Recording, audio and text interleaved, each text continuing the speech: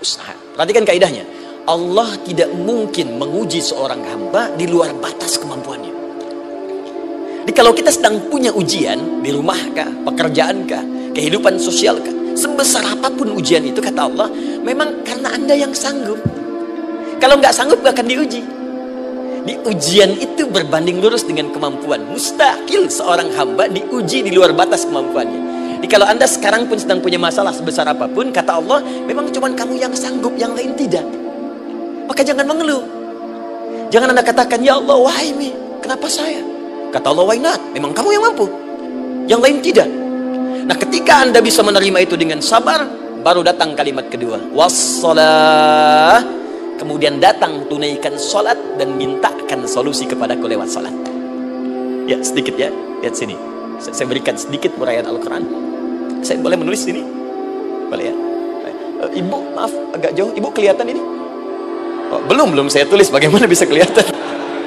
Luar biasa. Cuma di Pertamina belum ditulis udah kelihatan. Maaf, lihat sini. Wasta'inu. Baik, ya. Saya ingin sedikit sekali. Ini redaksi Quran itu indah sekali diksinya. Wasta'inu. Lihat sini. Kata Allah, jika Anda punya persoalan dalam hidup, maka mintakan solusi. Terima dulu masalahnya dengan sabar, karena kita dipercaya oleh Allah. Gini cara memahaminya, Allah aja percaya dengan kita, masa kita nggak percaya diri? Allah yakin dengan kita, kita mampu, masa kita nggak yakin?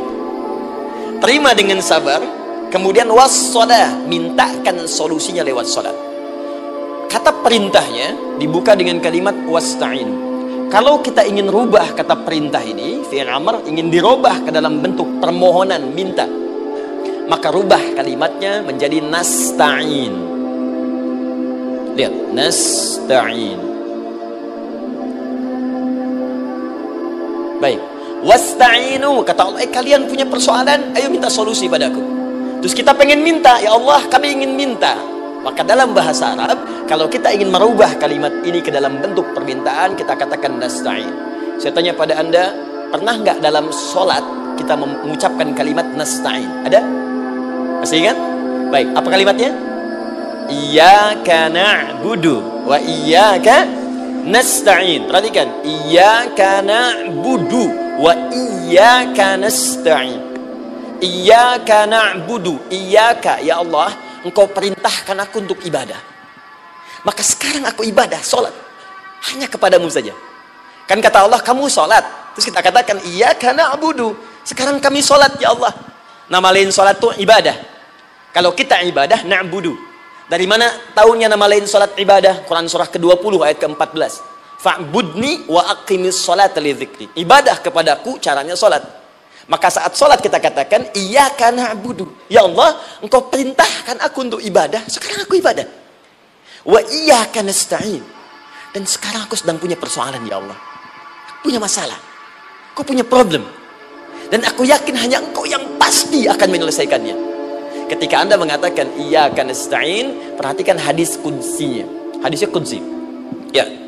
Al-Imam Al-Bukhari meriwayatkan, Imam Muslim meriwayatkan, An-Nasai meriwayatkan dari sahabat Abu Hurairah radhiyallahu ta'ala anhu. Ada lagi yang dari sahabatnya Anas bin Malik. Perhatikan kalimatnya. Idza qala al-'abdu iyyaka na'budu wa iyyaka nasta'in, jika hambaku dalam salatnya benar membacanya, benar dari awal salatnya sampai dengan kalimat iyyaka na'budu wa iyyaka nasta'in, ya Allah, sekarang aku ibadah kepadamu dan sekarang aku punya persoalan. Aku mohonkan solusi darimu. Kata Allah, hadza baini wa baina 'abdi. Ini perjanjian antara aku dengan hambaku. Wali 'abdi, hadisnya qudsi. Wali 'abdi, kalau hambaku benar salatnya sampai kalimat ini, ma sa'alah, apapun yang dia minta sekarang aku akan kabulkan. Aku akan kabulkan. Pertanyaan saya, berapa di antara kita yang sholat sampai detik ini ribuan kali ruku dan sujud yang memanfaatkan momentum ini untuk memohon? Siapa di antara kita yang ketika sholat memohon kepada Allah solusi? Jangan-jangan selama ini sholat itu hanya menjadi formalitas saja.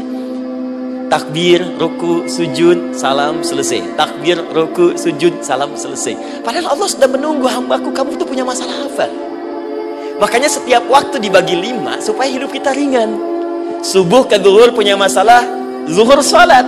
Begitu kita mohon, tuntas masalah itu. Zuhur ke asar punya persoalan, asar salat, dijawab oleh Allah, tuntas persoalan itu. Karena itu semua nabi dan rasul, bahkan orang soleh, ketika punya persoalan dalam hidupnya, even itu hanya menulis karya ilmiah, maka mereka akan memulai dengan salat dan minta kepada Allah Subhanahu wa taala. Teman-teman kenal Nabi Zakaria? Bagus. Baik, di sana belum tulis, sudah kelihatan. Sini kenal Nabi Zakaria, alhamdulillah. Tapi nggak apa-apa, saya ke Sukabumi Pak, ada yang kenal Fir'aun. Kenal Fir'aun, kenal, bagus. Baik, Sukabumi hubun dunia, suka itu hubun, bumi itu dunia. Baik. Teman-teman, Nabi Zakaria itu diuji oleh Allah. Maaf, belum punya keturunan. Dan semua nabi punya ujian. Jadi jangankan kita, nabi aja yang jelas surganya punya ujian. Ya, Anda pernah sakit, Nabi Ayub sakitnya lebih parah dari kita. Ya, Anda di keluarga belum ada keturunan, Nabi Zakaria pernah lebih daripada kita.